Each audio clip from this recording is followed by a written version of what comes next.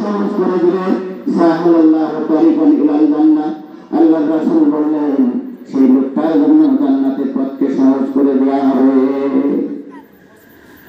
আমরা কি বুঝতে পেরেছি? কোরআনের পথকে, কোরআন শিক্ষার পথকে যদি কেউ প্রশস্ত করে দেয়, সহজ করে দেয়, আল্লাহ রাব্বুল আলামিন তার জন্য জান্নাতের পথকে সহজ করে দিলেন।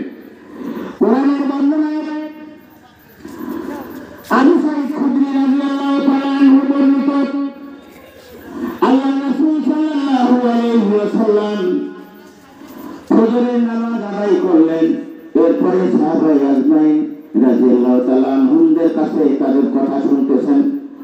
এমন সময় আবু সাঈদ খুদরি রাদিয়াল্লাহু তাআলা আনহু হাদিসটা বর্ণনা করলেন। আবু সাঈদ খুদরি রাদিয়াল্লাহু তাআলা আনহু কে ছিলেন আমরা একটু জেনে নিই। উহুদের যুদ্ধের দিন আপনারা আমরা জানি এবং শুনেছি, হাদিসে এসেছে আব্দুল্লাহ ইবনে কামিয়া এবং ওই যে আপনার আব্দুল্লাহ ইবনে আরজুন আব্দুল্লাহ, এই দুইজন অথবা তিনজন এরা যখন আপনার আল্লাহর রাসূলকে পাথর নিক্ষেপ করলেন।